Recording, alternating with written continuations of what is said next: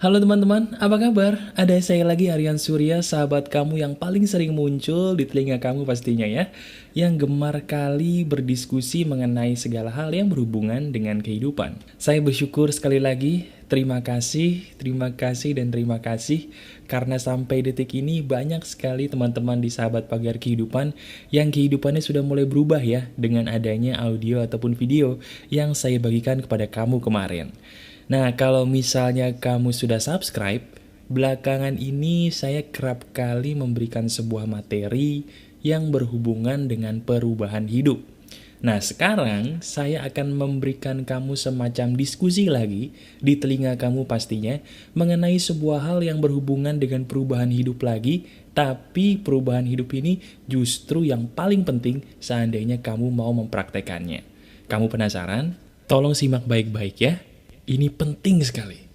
Jadi begini teman-teman, banyak sahabat pagar kehidupan yang kerap kali bertanya kepada saya, Mas bro, apa sih resep yang paling dasar seandainya kita ingin menjadi orang yang sukses?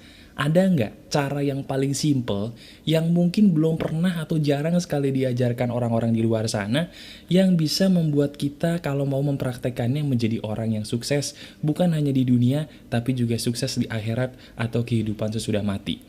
Jawaban saya ada.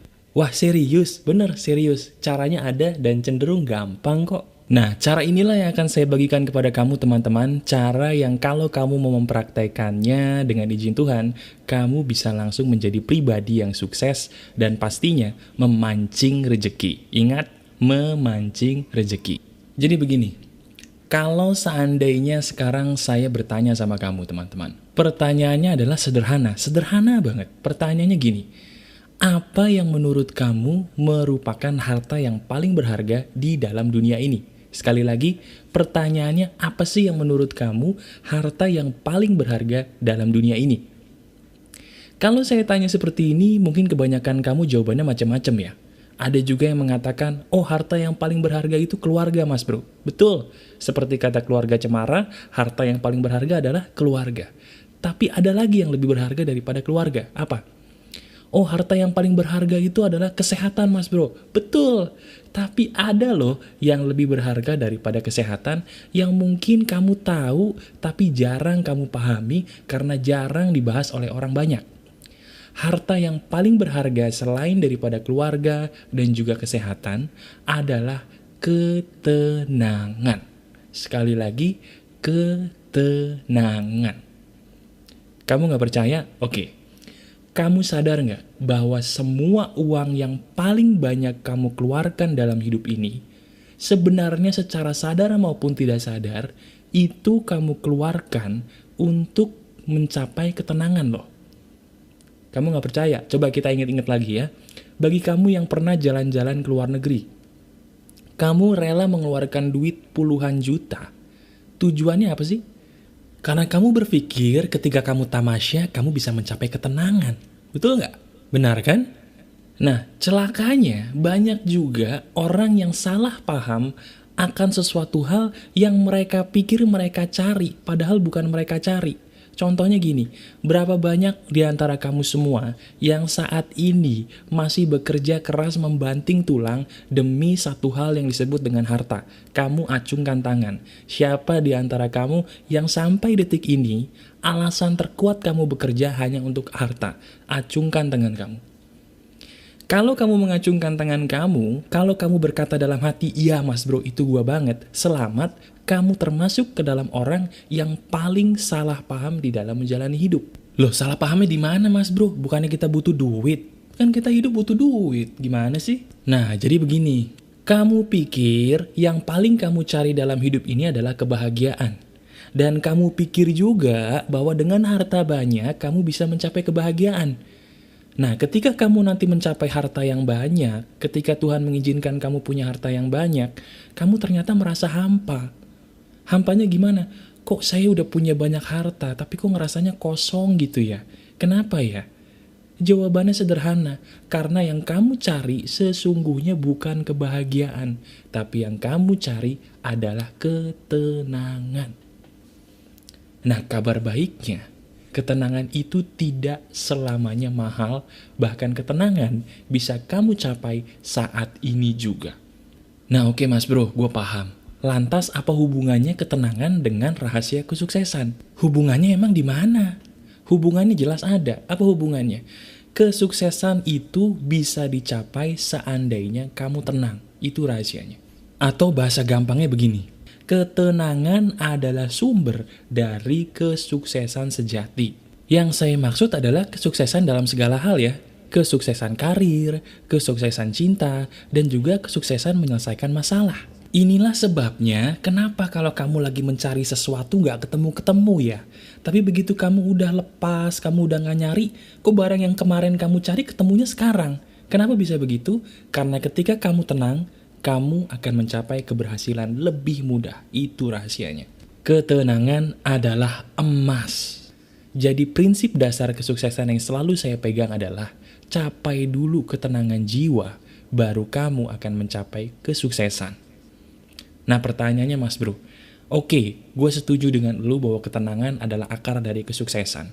Lantas bagaimana caranya kita bisa mencapai sesuatu hal yang disebut dengan ketenangan? Susah loh mas bro.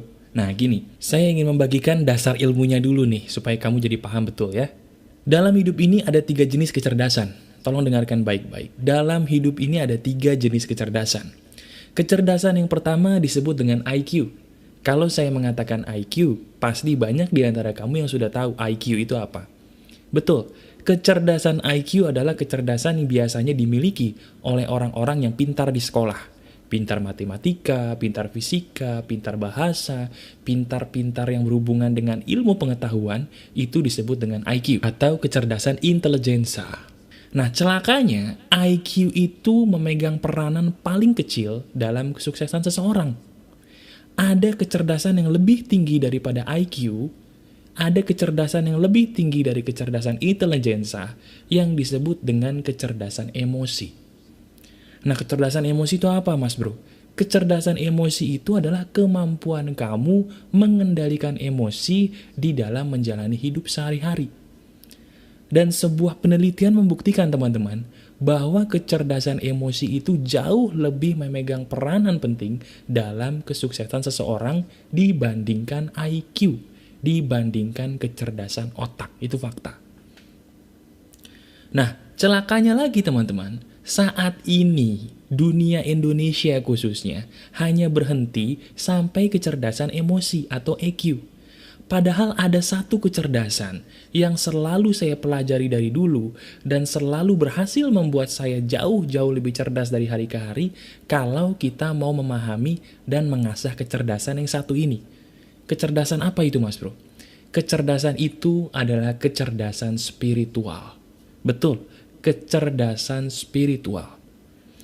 Dari SD teman-teman, kita sudah diajarkan bahwa oh, manusia itu makhluk sosial. Betul, manusia itu makhluk sosial, tidak bisa hidup tanpa adanya orang lain. Betul, saya setuju. Manusia adalah makhluk sosial. Di SD juga kita diajarin bahwa manusia itu makhluk biologis. Manusia membutuhkan seks, dan manusia adalah manusia yang berkembang biak. Betul, saya setuju.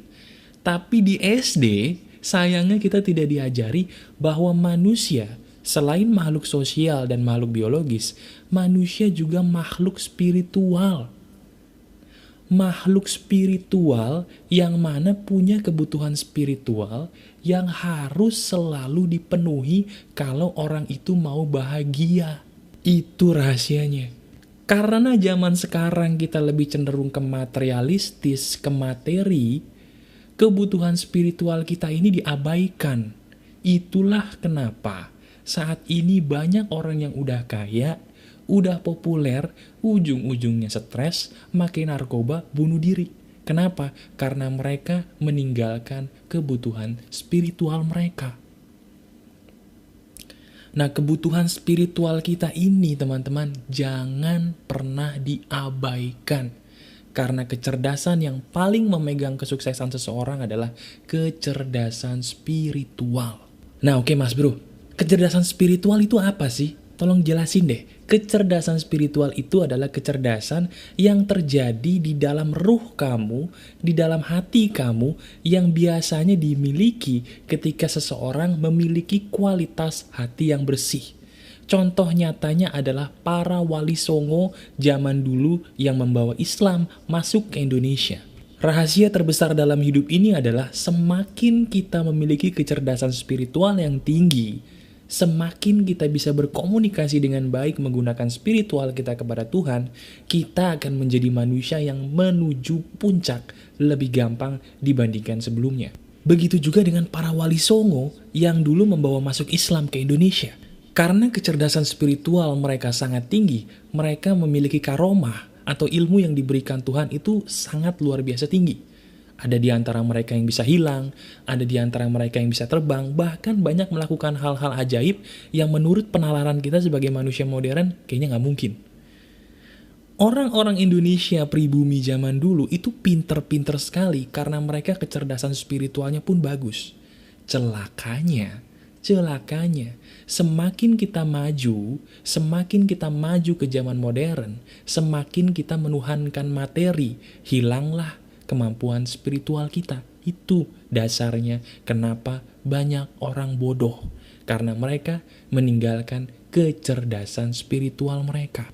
Nah oke Mas Bro, sekarang tolong dong ajarin kita gimana caranya kita bisa menjadi orang yang cerdas secara spiritual supaya kita bisa menjadi orang yang sukses gitu. Caranya gimana? Caranya sederhana. Kecerdasan spiritual itu berawal dari kebersihan hati. Sekali lagi, kecerdasan spiritual berawal dari kebersihan hati. Kalau saya mengatakan kebersihan hati, teman-teman, bukan berarti kamu tidak boleh melakukan dosa. Bukan. Karena mustahil orang menjadi manusia tanpa dosa kecuali dia nabi. Selain nabi, manusia itu pasti berdosa. Dan tidak mungkin sesuci-sucinya manusia tidak mungkin tidak melakukan dosa. Lah lantas, kalau manusia boleh berdosa berarti hatinya nggak bersih dong. Nah di situ kesalahpahamannya. Kebanyakan orang berpikir kalau hati yang bersih berarti nggak boleh berbuat dosa. Salah.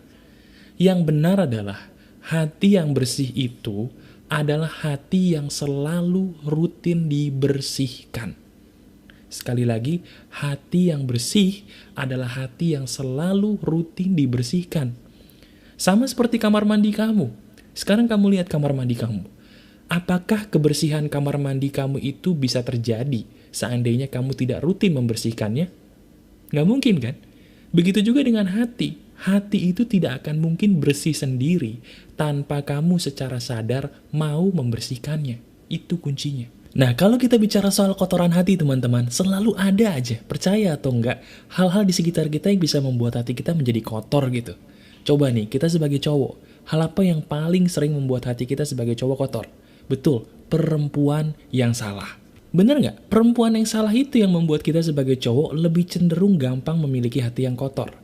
Kita lagi jalan-jalan ke mall, tiba-tiba ngelihat perempuan bajunya mininya bukan main. Sebagai cowok normal, lumrah nafsu kita tiba-tiba memuncak. Nah, cuman bedanya, kalau kita menuruti hawa nafsu, hati kita akan kotor. Entah caranya bagaimana kamu memuaskan nafsu seks kamu, dengan cara yang salah, hati kamu kotor. Hati kamu kotor, kecuali kamu memuaskannya dengan cara yang halal, hati kamu tidak akan kotor. Itu uniknya. Begitu juga dengan perempuan. Kalau perempuan lagi tiba-tiba jalan, ketemu sama teman-teman yang ngajak ngegosip itu juga mengotori hati. Dan secara normal, perempuan itu lebih suka menggosip dibandingkan laki-laki. Dan itulah yang menyebabkan hati menjadi kotor. Jadi semua perbuatan-perbuatan seperti wanita yang salah, gosip-menggosip, hawa nafsu yang salah, perasaan dendam, perasaan iri, perasaan dengki, semua itu mengotori hati. Itu kabar buruknya. Nah, kabar baiknya, itu semua bisa dibersihkan seandainya kamu melakukan 3 hal yang akan saya praktekkan bersama kamu berikut ini. Nah, 3 hal itu apa tuh Mas Bro?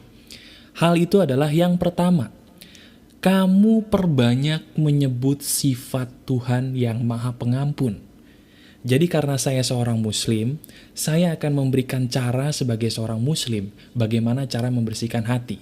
Dan bagi kamu mungkin yang non-muslim, kamu bisa mengambil ini sebagai hikmah.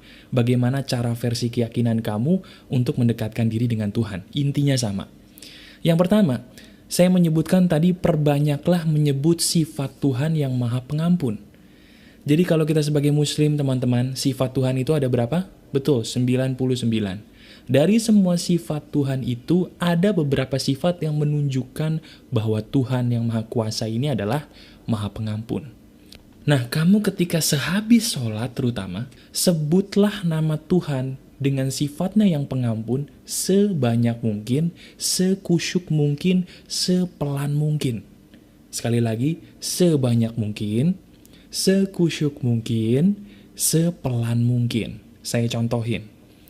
Dalam Islam ada yang disebut dengan sifat pengampun yang disebut dengan Ya Allah, Ya Ghafur, Ya Allah, Ya Ghafar. Nah, ulangi dua sifat ini terus saja. Percaya atau enggak, tiba-tiba hati kamu menjadi tenang dan menjadi bersih. Nah, percaya atau enggak teman-teman, hanya dengan menggunakan zikir dua sifat Tuhan ini saja. Kalau kamu gunakan secara pelan-pelan, kusyuk, dan sebanyak mungkin, dua sifat ini bisa meredakan hati kamu menjadi lebih tenang.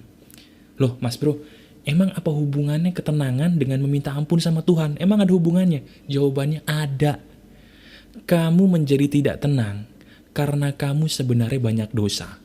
Sekali lagi, kamu menjadi tidak tenang karena kamu sebenarnya banyak dosa, baik kamu sadari atau tidak kamu sadari. Saya juga bingung, kenapa ya? Kalau saya menyebutkan sifat Tuhan yang maha pengampun, Ya Allah, Ya Ghafur, Ya Allah, Ya Ghafar, diulang-ulang begitu. Kenapa kok saya jadi tenang? Oh, ternyata saya mendapatkan hikmah bahwa pengampunan itulah yang membuat kita menjadi tenang. Nah sekarang, kamu praktekkan cara saya tadi. Sebutkan sifat Tuhan Ya Ghafur, Ya Ghafar secara pelan-pelan, kusyuk, dan sebanyak mungkin, kapanpun, dimanapun, baik ketika sholat maupun di luar sholat. Sama saja. Itu cara saya sebagai orang muslim.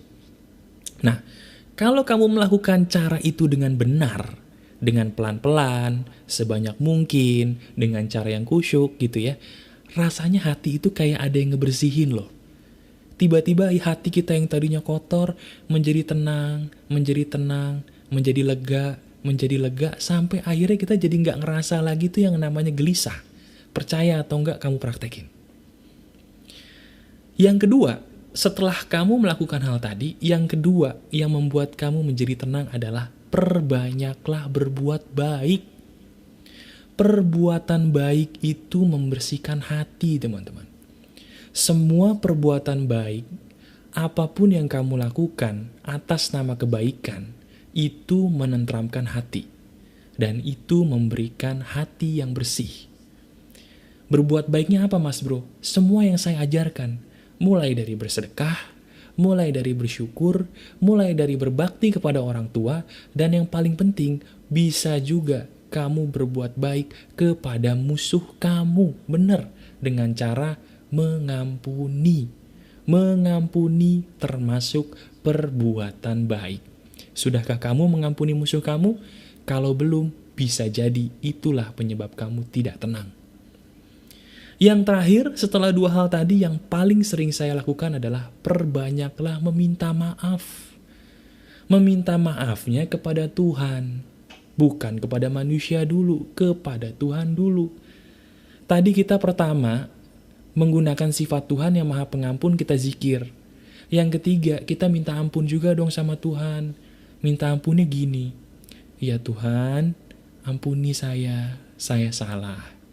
Maafkan saya salah, saya gelisah. Ampuni saya Tuhan, maafkan saya bodoh. Saya berserah diri kepadamu. Tolong berikan saya ketenangan Tuhan. Tolong berikan saya kedamaian. Amin. Terus katakan itu kepada Tuhan, lama-lama hati kamu menjadi tenang. Percaya atau enggak, kamu praktekin dulu, silahkan. Nah, dari tiga hal tadi teman-teman, kalau kamu mempraktekannya dengan baik, kamu akan mencapai sebuah hal yang disebut dengan ketenangan hati karena hati kamu bersih. Sekali lagi, ketenangan itu berasal dari kecerdasan spiritual yang baik, dan kecerdasan spiritual yang baik itu berasal dari hati yang bersih yang dekat dengan Tuhan. Nah, ketika kamu kecerdasan spiritualnya sudah bagus, percaya atau enggak, kamu akan berada pada kecerdasan yang penuh di saat hati kamu bersih, di saat kamu sedang dalam kecerdasan spiritual yang tinggi. Manusia akan mencapai kecerdasan yang paling tinggi ketika dia memiliki kecerdasan spiritual yang baik. Itu rahasianya. Nah, sekarang silakan kamu lakukan apa yang saya katakan tadi, praktekkan dalam hidup kamu dan lihat perubahannya. Kalau kamu mempraktekkan ini semua dengan benar, niscaya dengan izin Tuhan, hidup kamu akan mencapai kepada kesuksesan sejati.